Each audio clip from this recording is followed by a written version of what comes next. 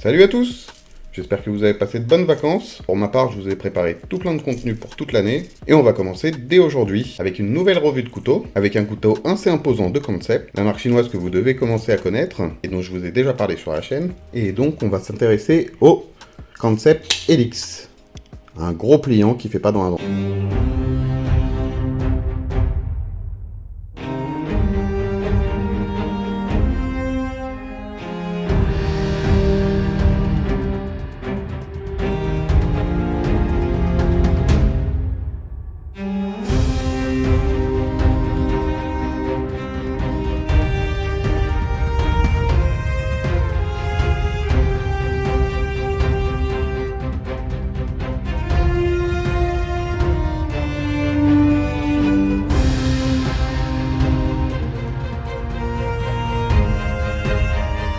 2,5 cm, une longueur fermée de 13 cm, une longueur de lame de 9,1 cm pour une épaisseur de 3,5 mm au plus épais, et le tout pour un poids de 159 grammes. Alors comme vous le voyez, c'est pas un petit EDC qu'on a au quotidien dans sa poche. Enfin en tout cas pour moi, un peu trop imposant et lourd pour ça. D'autant plus qu'on peut dire qu'il soit pas très discret. Même si le noir est doré comme ça, j'avoue que c'est magnifique. Alors bien sûr, si ça vous plaît pas, il existe dans de nombreux autres coloris. Et il y a même une version mini un peu plus compacte. On a une lame drop point en D2, avec une finition black stonewash qui est très réussie. Comme toujours, c'est assez sobre chez Concept, notamment au niveau des gravures.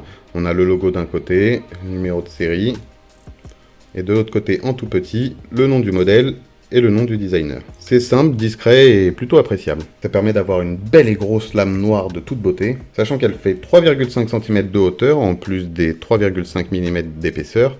Donc en plus d'être belle, c'est du costaud. Sa lame drop point lui permet d'être très polyvalent, ce qui fait qu'il est utilisable dans pas mal de situations, que ça demande force ou précision. D'ailleurs pour aider tout ça, on a un Jingping sur le haut de la lame, qui est assez grand et qui permet d'avoir un bon grip sans être trop agressif. On a également un finger choil, comme vous pouvez le voir, et un vrai, ce qui est loin d'être toujours le cas. Je suis pas fan parce que souvent c'est inutilisable, dès qu'on met le doigt, au final on se retrouve à moitié sur le tranchant, ou dès qu'on bouge un petit peu, on le touche facilement. Mais là pour le coup, il est à la bonne taille. Aucun risque de toucher le tranchant, et du coup, entre ça, le Jingping et la forme du manche, on a vraiment un confort dans énormément de positions. Et puis pour un couteau de cette taille, de toute façon, c'est pas déconnant, ça permet vraiment de faire de la coupe en détail, etc.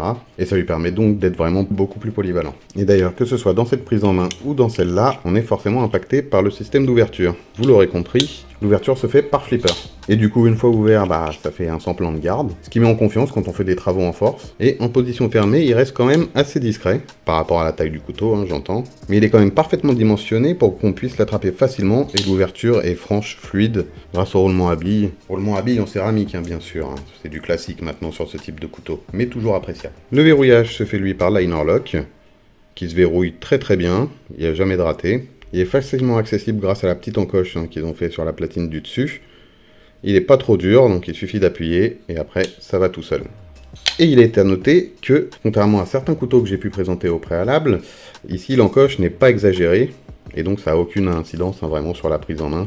C'est tout aussi confortable que si le manche était vraiment plein. Tant qu'on est sur le manche, moi personnellement je le trouve magnifique. Alors bien sûr, il y a un gros parti pris, donc je pense qu'il plaira pas à tout le monde. Que ce soit d'ailleurs dans le choix des couleurs ou même dans le design général, avec ces plaquettes en G10 là, qui laissent dépasser les platines. On a un grand pack spacer qui ferme quasiment le couteau complètement, qui rajoute d'ailleurs un peu une impression de solidité, de rigidité quand on fait des travaux en force. On a un clip non réversible, mais qui permet un port quand même très discret, et un trou pour la dragonne qui est très bien placé, qui vient pas gêner dans la main, surtout au vu de la longueur du manche, là on est vraiment tranquille. Au final, la forme du manche, le finger choil, le flipper, le Jingping, les différents grips, tout ça participe à avoir une très bonne prise en main, confortable, efficace, quelle que soit la position.